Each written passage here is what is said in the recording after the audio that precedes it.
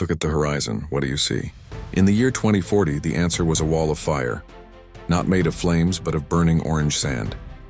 Imagine a monster 5,000 miles wide. An unstoppable predator that doesn't breathe, doesn't sleep, and never retreats. This is the Sahara. For centuries, it has been the silent conqueror of the African continent, swallowing ancient kingdoms, burying entire villages under 100 feet of dust, and turning the vibrant hope of millions into a cracked, sun-bleached graveyard.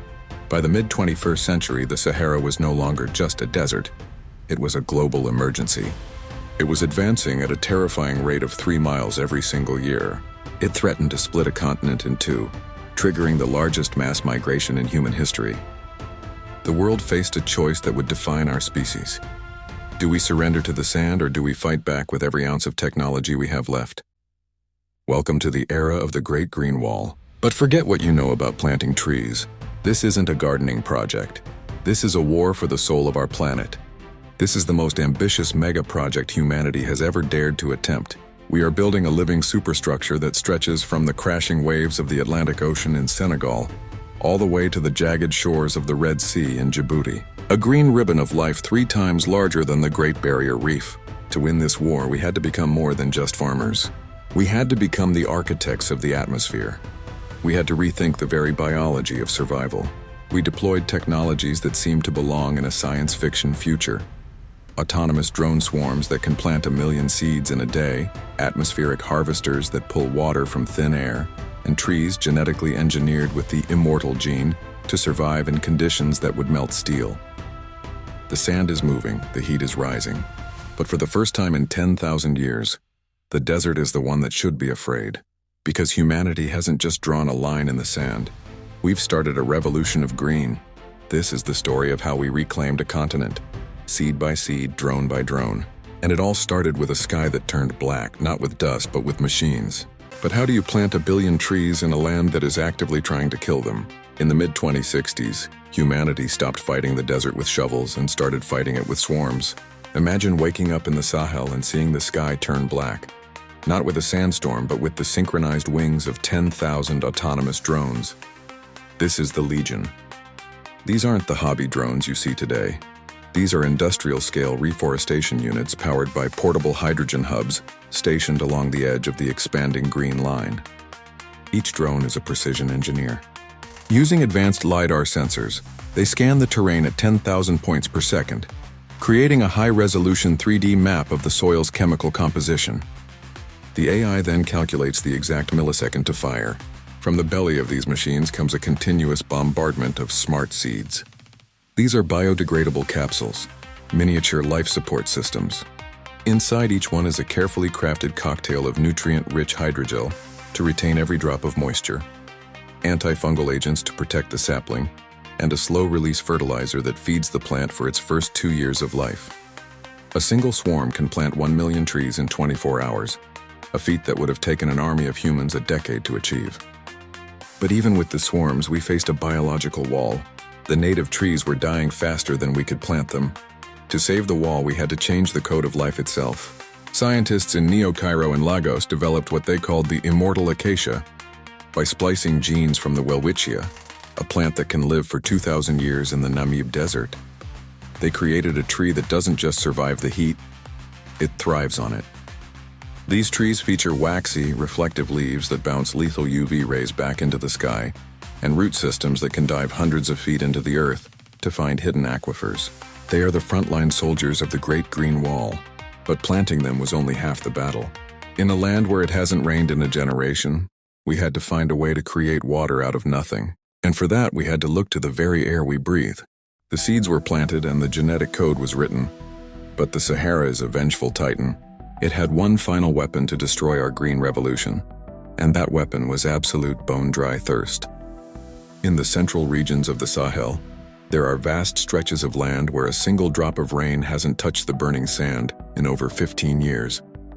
The sun here is not just a light in the sky, it is a nuclear furnace capable of evaporating a massive lake in a matter of days.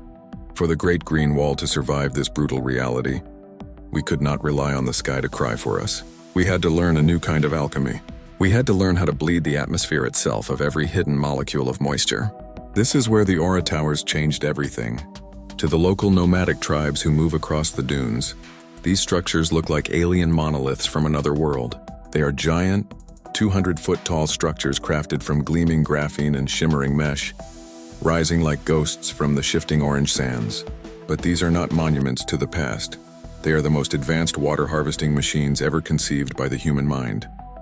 They are a masterclass in the science of biomimicry, inspired by a tiny, resilient creature called the Namib desert beetle. This beetle survives the harshest conditions on Earth by standing on the crest of a dune at the first light of dawn, letting the morning fog condense on its specialized back.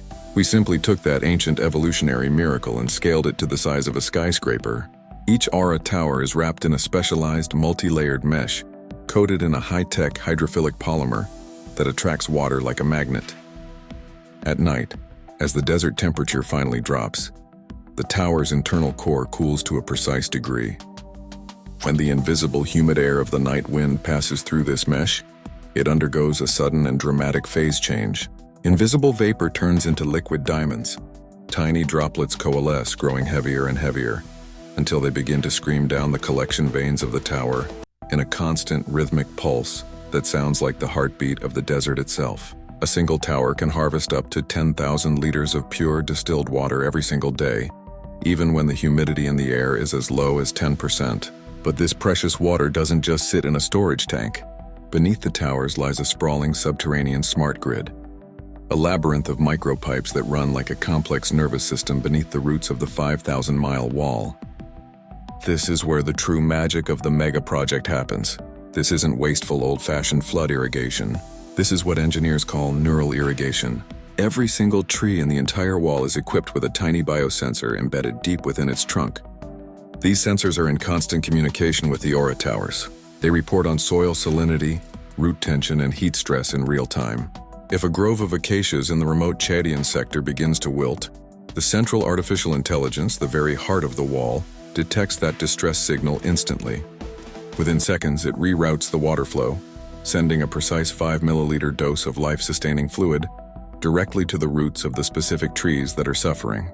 It is a world where the forest is literally plugged into a digital brain. We have created a biological machine that is self-aware and capable of healing itself. But as the water began to flow and the trees began to tower over the dunes, something truly unexpected happened. The shade didn't just bring back the insects and the leopards, it brought back the people. The forest was becoming so dense and so cool that we realized we didn't just have a barrier anymore. We had the foundation for a new kind of civilization.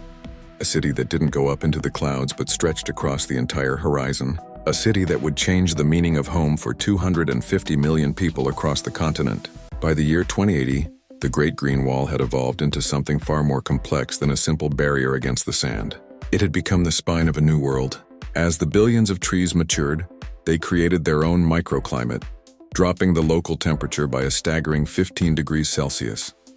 This dramatic cooling effect turned the once deadly Sahel into the most valuable real estate on the planet. This was the birth of the linear cities, a radical new way of living that challenged every urban concept in human history. Imagine a city that is 5,000 miles long but only 1 mile wide. These urban strips run directly through the heart of the wall, protected by the massive canopy of the immortal acacias. These aren't the chaotic, polluted megacities of the past.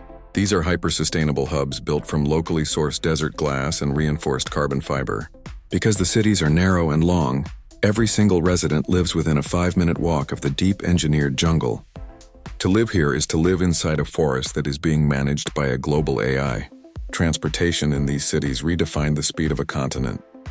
Running through the center of the linear cities is the Sahara Pulse, a high-speed vacuum tube maglev train. Powered entirely by the massive solar arrays situated deep in the desert, these trains travel at 600 miles per hour. For the first time in history, a person can have breakfast in Dakar, Senegal, and attend a business meeting in Djibouti by lunchtime, all without ever leaving the cooling shade of the Great Green Wall. But the real revolution was in the economy of the wall. These cities became the new Silicon Valleys of the global south. With infinite solar energy and a massive network of Aura towers providing clean water, the region attracted the world's most advanced data centers and vertical farms. Inside these glass towers, AI-managed crops grow in nutrient-rich mist, producing enough food to feed 1 billion people. The wall didn't just stop the desert, it turned Africa into the world's primary exporter of sustainable technology. Life inside the Emerald Ribbon is a symphony of nature and machine. At night, the buildings glow with a soft bioluminescent light to avoid disturbing the local wildlife that has returned in droves. Leopards, elephants, and rare birds now move freely through the corridors of the forest, occasionally crossing paths with the human residents in a peaceful, engineered harmony. Children grow up learning how to maintain the biosensors of the trees, understanding that their very survival depends on the health of the living machine they call home. However, as the linear cities flourished, a new question began to emerge. With so much power concentrated in this 5,000-mile strip, who truly controls the wall?